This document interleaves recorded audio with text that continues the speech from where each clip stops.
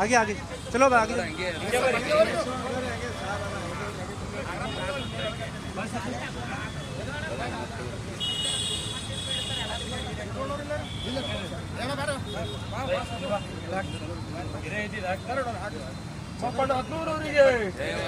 जय मादिगा जय मादिगा जय मादिगा जय मादिगा अमर है अमर है अमर है अमर है अमर है अमर है अमर है अमर है अमर है अमर है जय मादिगा जय जय मादिगा ಹೋರಾಟದ ಹರಿಕಾರ ಮಾದಿಗ ತೊಂಡರ ರಾಜ್ಯ ಸಂಸ್ಥಾಪಕ ಅಧ್ಯಕ್ಷರಾದ ಮಾಪಣ್ಣ ಹದನೂರು ಅವರ ಜನ್ಮ ದಿನೋತ್ಸವವನ್ನು ಇಂದು ಕಲಬುರಗಿ ನಗರದ ಜಗತ್ ವೃತ್ತದಲ್ಲಿ ಮಾದಿಗ ತೊಂಡರ ಸಮಿತಿ ಗುಲ್ಬರ್ಗ ಜಿಲ್ಲಾ ಸಮಿತಿಯಿಂದ ಆಚರಿಸಲಾಗುತ್ತಿದೆ.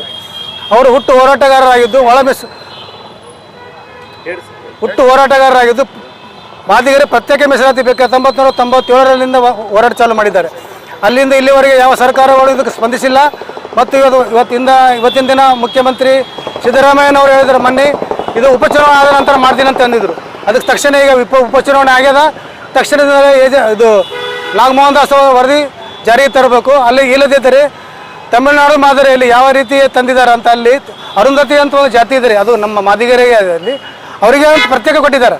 ಆ ಜಾತಿಗೆ ಒಂದು ಪ್ರತ್ಯೇಕ ಮೀಸಲಾತಿ ಕೊಟ್ಟು ಅದೇ ರೀತಿಯಲ್ಲಿ ನಮ್ಮ ಮಾದಿಗರಿಗೆ ಪ್ರತ್ಯೇಕ ಮೀಸಲಾತಿ ಕೊಡಬೇಕಂತ ಇವತ್ತಿನ ದಿವಸ ಮಾದಿಗ ತೊಂಡರ ಸಮಿತಿಯಿಂದ ಒತ್ತಾಯ ಮಾಡ್ತೀವಿ. ಒಬ್ಬ ಧೀಮಂತ ನಾಯಕ ಇವತ್ತು ನಿಮ್ಮ ಜೊತೆಗೆ ಇಲ್ಲ, ಅವ್ರು ಇದ್ದಿದ್ರೆ ಇಷ್ಟೊತ್ತಿಗೆ ಮೀಸಲಾತಿ ಸಿಗ್ತಿತ್ತು ಅಂತ ಅನಿಸ್ತು.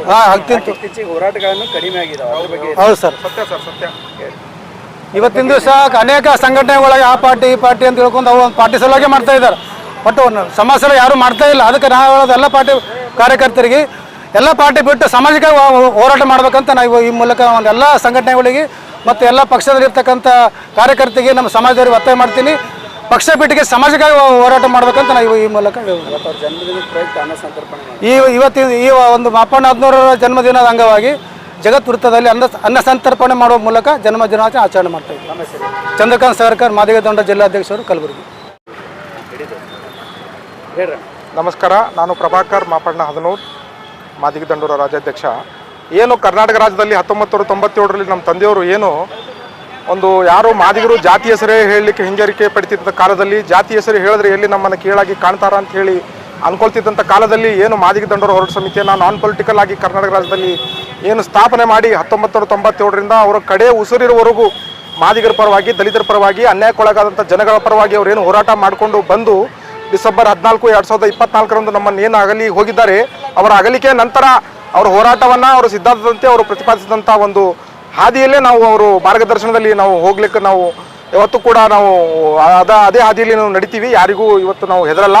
ಯಾವುದೇ ಪಾರ್ಟಿ, ಯಾವುದೇ ಪಕ್ಷ, ಯಾವುದೇ ವ್ಯಕ್ತಿ ಜೊತೆ ಶಾಮೀಲಾಗದೆ ನಾನ್ ಪೊಲಿಟಿಕಲ್ ರೀತಿಯಾಗಿ ನಮ್ಮ ತಂದೆಯವರು ಪ್ರತಿಪಾದಿಸಿಕೊಂಡು ಬಂದಂಥ ರೀತಿಯಲ್ಲಿ ಈ ಹೋರಾಟವನ್ನು ನಾವು ಮುಂದುವರಿಸ್ಕೊಂಡು ಹೋಗ್ತೀವಿ. ಅದೇ ರೀತಿಯಾಗಿ ಏನು ಇವತ್ತು ದಾವಣಗೆರೆ ದಕ್ಷಿಣ ಮತ್ತು ಬಾಗಲಕೋಟೆ ಏನು ಬೈ ಎಲೆಕ್ಷನ್ನಲ್ಲಿ ಏನು ಅದು ಏನು ಮೀಸಲಾತಿ ವರ್ಗೀಕರಣ ಬಗ್ಗೆ ಏನು ಅವರು ತೀರ್ಮಾನ ತಗೋತೀನಿ, ನೀತಿ ಸಂಹಿತೆ ಇದು ಅಡ್ಡಿ ಆಗ್ತಾ ಇದೆ ಅಂತ ಹೇಳಿ ಏನು ಹೇಳಿದ್ದಾರೆ, ಈ ಕೂಡಲೇ ಇವತ್ತು ಚುನಾವಣೆ ಆದ ನಂತರ ಈಗ ಏನು 16ನೇ ತಾರೀಕು ಏನು ಕ್ಯಾಬಿನೆಟ್ ಸಭೆಯನ್ನು ಏನು ಕರೆದಿದ್ದಾರೆ, ಆ ಕ್ಯಾಬಿನೆಟ್ ಸಭೆಯಲ್ಲಿ ಇವತ್ತು ಸ್ಪಷ್ಟವಾದಂಥ ತೀರ್ಮಾನವನ್ನು ಕೈಗೊಂಡು 101 ಉಪಜಾತಿಗಳಲ್ಲಿ ದಲಿತರಲ್ಲಿ ಇರ್ತಕ್ಕಂಥ ಏನು 101 ಉಪಜಾತಿಗಳಿದ್ದಾವೆ, ಯಾವುದೇ ಜಾತಿಗೆ ಅನ್ಯಾಯ ಆಗದ ರೀತಿಯಲ್ಲಿ ಇದೊಂದು ಸಮರ್ಪಕವಾಗಿ ಒಂದು ಮೀಸಲಾತಿ ವರ್ಗೀಕರಣವನ್ನು ಅನುಷ್ಠಾನ ಮಾಡಬೇಕಂತೇಳಿ ಈ ವೇದಿಕೆಯ ಮೂಲಕ ನಾವು ರಾಜ್ಯ ಸರ್ಕಾರಕ್ಕೆ ಮಾನ್ಯ ಮುಖ್ಯಮಂತ್ರಿ ಸಿದ್ದರಾಮಯ್ಯ ಅವರಿಗೆ ಒತ್ತಾಯ ಮಾಡ್ತೀವಿ. ತಂದೆಯವರು ನಿಮ್ಮ ಜೊತೆಗಿಲ್ಲ ಅಂದ್ರೆ ಅವ್ರ ನಡೆ ನುಡಿಗಳನ್ನೆಲ್ಲ ತಾವು ಅಳವಡಿಸ್ಕೊಂಡು ಹೋರಾಟ ಹಾದಿಯಲ್ಲಿ ಹೋಗ್ತೀವಿ. ನಮ್ಮ ತಂದೆ ಬೆಂಬಲಿಗರು ಇಡೀ ಕರ್ನಾಟಕ ರಾಜ್ಯದ ಮೂಲೆಯಲ್ಲಿ ನಮ್ಮ ತಂದೆಯವರು ಬೆಂಬಲಿಗರಿದ್ದಾರೆ. ನಾವು ಅವ್ರ ಹಾದಿಯಲ್ಲಿ ಅವರು ಪ್ರತಿಪಾದಿಸಿದಂಥ ಸಿದ್ಧಾಂತದಂತೆ ಹೋರಾಟವನ್ನು ಮುಂದುವರಿಸ್ಕೊಂಡು ಹೋಗ್ತೀವಿ. ನಿರ್ಭೀತಿಯಿಂದ ಯಾರಿಗೂ ಎದುರೋದಿಲ್ಲ. ಇವತ್ತು ಉದ್ದೇಶಪೂರ್ವಕವಾಗಿ ನಮ್ಮವರೇ ಜಾತಿ ಸಮಾಜ ಕಟ್ಟಿದೆ ನಮ್ಮ ತಂದೆಯವರು. ಇಲ್ಲಿ ಕೆಲವೊಬ್ಬರು ನಮ್ಮ ತಂದೆಯವ್ರ ಫೋಟೋ ಹಾಕಲ್ಲ ಅಥವಾ ನಮ್ಮ ತಂದೆಯವರು ನಮಗೆ ಹೇಳಲ್ಲ, ನಮ್ಮ ಬೆಂಬಲಿಗೆ ನಮ್ಮ ತಂದೆಯವ್ರ ಬೆಂಬಲಿಗೆ ಕರಲಾರ್ದೆ ಇವತ್ತು ಉದ್ದೇಶಪೂರ್ವಕವಾಗಿ ಮಾಡ್ತಾರೆ ಅವರು. ಅವ್ರ ಇವ್ರು ರಾಜಕೀಯ ಸಲುವಾಗಿ ಮಾಡ್ತಾ ಇದಾರೆ. ನಾವು ರಾಜಕೀಯೇತರವಾಗಿ ರಾಜಕೀಯದಿಂದ ದೂರ ಇದ್ದು ಸಮಾಜಕ್ಕಾಗಿಯೇ ನಮ್ಮ ಪ್ರಾಣ ಹೋದ್ರೂ ಚಿಂತಿಲ್ಲ, ನಾವು ಹೋರಾಟ ಮಾಡಲಿಕ್ಕೆ ಸಿದ್ಧರಿದ್ದೇವೆ ಅಂತ ಈ ವೇದಿಕೆ ಮೂಲಕ ನಾನು ಈ ಮಾತನ್ನು ಹೇಳಕ್ಕೆ ಬಯಸ್ತೀನಿ.